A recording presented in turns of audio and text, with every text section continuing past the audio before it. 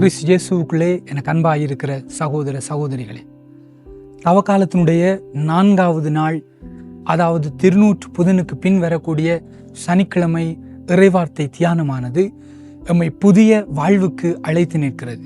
ஒரு புதிய வாழ்வுக்கான அழைப்பு நம்ம எல்லாருக்கும் கொடுக்கப்படுகிறது.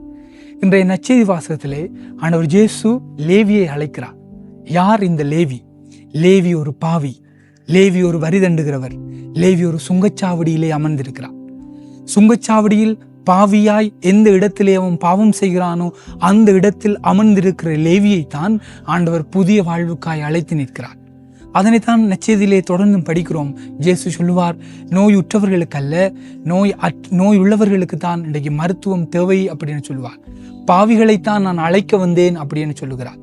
முதலாவது வாசகம் எசாயா எழுதிய நூலிலிருந்து நாங்கள் படிக்கிறோம்.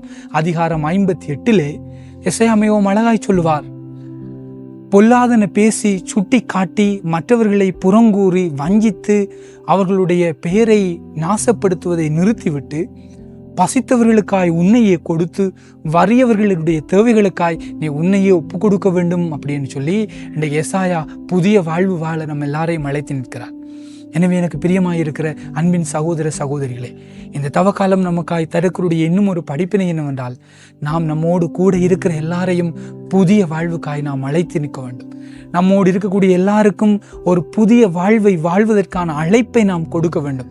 மற்றவர்களுடைய குறைகளை குற்றங்களை பார்க்காது, இன்றைக்கு ஜேசு எவ்வாறு லேவியினுடைய குறைகள் குற்றங்களை கவனிக்காது லேவியை மனிதனாய் பார்த்து அவருடைய புதிய வாழ்வுக்கு அழைத்தாரோ, அதே போல நாமும் நம்மோடு கூட இருக்கிற எல்லாரையும் புதிய வாழ்வுக்காய் அழைப்போம். இறைவார்த்தையின் வாழ்வாக்குவோம். இந்த தவக்காலம் அருளின் காலமாக இருக்கட்டும். ஆமேன்.